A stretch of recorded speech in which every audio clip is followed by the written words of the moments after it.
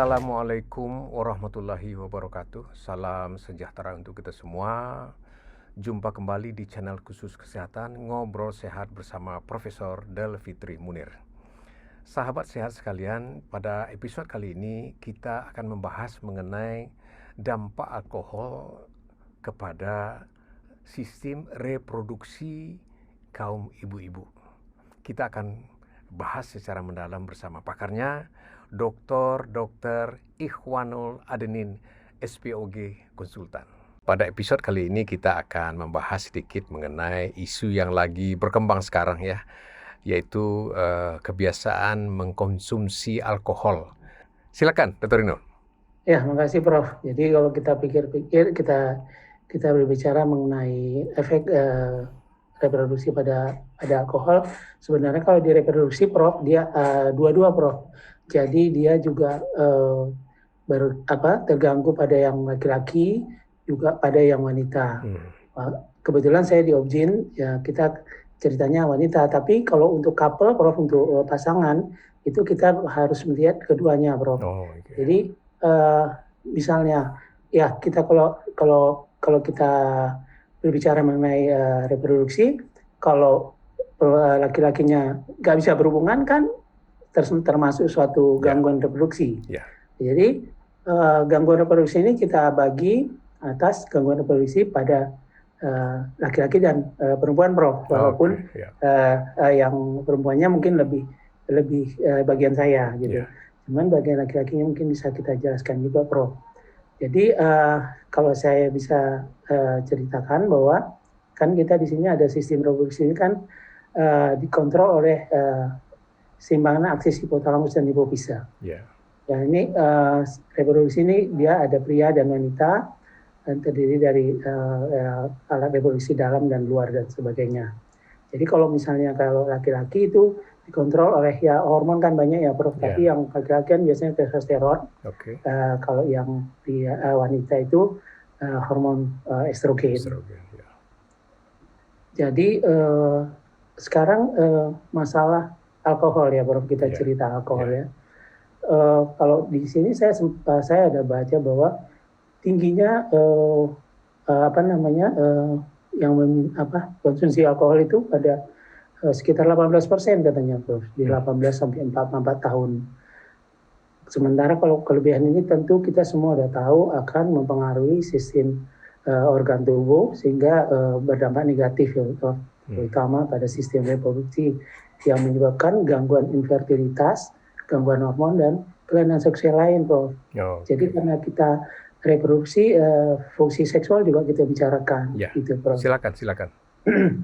Jadi kalau saya lihat di sini, kalau saya seperti kita tahu bersama ya kan Prof, itu kan alkohol terus mengganggu di hati, di otak. Mungkin sebelumnya Prof udah juga cerita, kalau saya udah ikutin terus sebenarnya sih Prof, ini YouTube ya Prof buat itu yang otak, kardiovaskuler, risiko kanker, kekerasan seksual dan infertilitas Prof.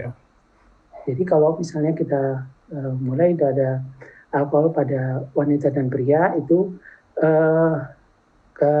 mulai dia kan toleransi ya bisa ya kalau saya bicara ini, tapi karena terus dia minum akhirnya dia berdampak negatif lah karena dia berdampak negatif itu dia benar menurunkan kadar testosteron, FSH dan LH dimana ini kan bisa menyebabkan itu yang seperti saya sebutkan tadi, fungsi seksualnya bisa terganggu Prof. Jadi memang itu. Jadi kita di sini ya saya sebagai dokter kebidanan juga menangani ini Prof, infertilitas kan Prof. Jadi itu dua-dua datang Prof sama saya, laki dan perempuan. Kami biasanya memang selalu tanya itu, apakah bapak ada minum alkohol, apakah bapak ada merokok gitu kan. Memang perlu karena fungsi reproduksi pria itu Prof, itu memang kita bisa terganggu sama alkohol itu. Seperti apa gangguannya Dr. Inul? Dia bisa mengganggu fungsi hipotalamus hipofisa Prof. Yang rutin kan manusia kan biar laki biar perempuan kan sama Prof.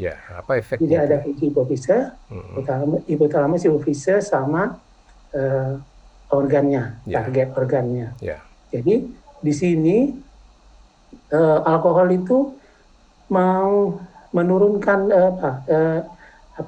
menurunkan efek daripada gonadotropin itu untuk membuat produksi daripada LH dan FSH gitu. Okay. Sedangkan itu kan nanti hasilnya untuk membentukkan testosteron di bawah. Yeah. Nah, jadi ternyata mempengaruhi itu sehingga testosteronnya jadi rendah. Oh, gitu. Testosteron jadi rendah. Jadi rendah kan, jadi kurang pada laki-laki. Itu efeknya kayak produksi spermanya berkurang. Libido juga berkurang. Oh, libido juga ya. Habis itu kelainan sperma juga, Bro. Oh, seperti apa kelainannya? Produksi dan kelainan sperma juga bisa berubah karena faktor-faktor LH-nya yang rendah sehingga produksinya kurang. Dia disebutkan bahwa di target pun di Leydig cell juga berpengaruh alkohol itu sehingga terjadi pembentukan sperma yang kurang. Seperti apa kelainan spermanya seperti apa jadinya? Kurangnya sedikit.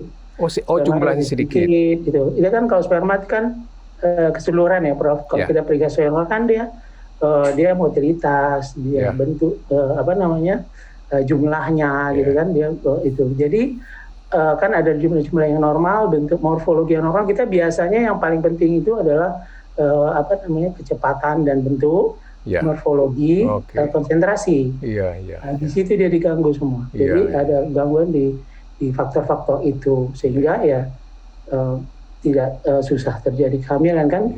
Nah, ada poin yang jadi libido berkurang, kualitas dan jumlah sperma juga berkurang ya? Iya. Itu bagi laki-laki ya?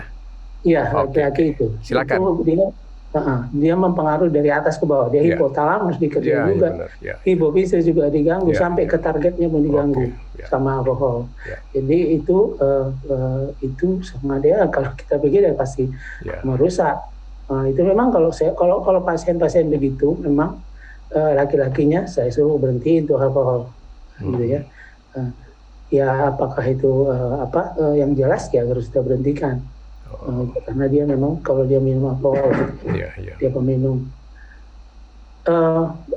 nanti baru kita periksa ulang spermanya. Nah, itu memang jelas. Kalau saya pun punya pasien memang kalau yang peminum alkohol itu rendah, banyak yang rendah. Walaupun kita nggak bisa bilang pasti ya alkohol minum karena dia kan kadar ya baru kalau saya baca itu dia jumlah alkohol dia per gram atau per gelas per hari dia kan itunya gitu kalau kita tengok ya Bro. Jadi orang yang memang banyak minum alkohol ya langsung itu pasti berefek. Semoga ini masyarakat kita bisa mendengarkan acara ini. Iya, sebelum Prof tanyakan kali kalau misalnya obat tadi itu seperti saya bilang kan saya memang kalau untuk laki-laki yang udah pernah saya ada beberapa pasien saya yang minum alkohol suruh berhenti hamil ya. Hamil, gitu ya. Berhenti hamil terus ya. Itu ada. Itu ada. Jadi memang di laki-lakinya ya. Kita memang kayaknya Prof kalau orang kita kayaknya jarang sih perempuannya minum alkohol ya. Jarang. Agak jarang ya kalau untuk kita tapi mungkin luar negeri banyak. Betul, jadi kalau orang laki-lakinya ya banyak Prof kan. Kalau kita sebutkan gitu kan itu pasti orang laki-laki sudah banyak. Ya karena kita tahu alkohol ini kan ada adiksinya itu, kecanduannya ini yang berbahaya sebetulnya ya. Ini salah satu aja di reproduksi, ke tempat lain, organ lain kan banyak juga ya. Baiklah, Dr. Inul, terima kasih atas pencerahannya. Semoga ini ya penonton Sahabat Sehat bisa mendengarkan, bisa menyebarkan juga kepada kawan-kawan agar berhati-hati mengkonsumsi alkohol ini ya. Yang belum mulai jangan mulai, yang sudah mulai berhentilah hari ini. Terima kasih Dr. Inul, salam sehat selalu. Wassalamualaikum warahmatullahi wabarakatuh. Waalaikumsalam warahmatullahi wabarakatuh.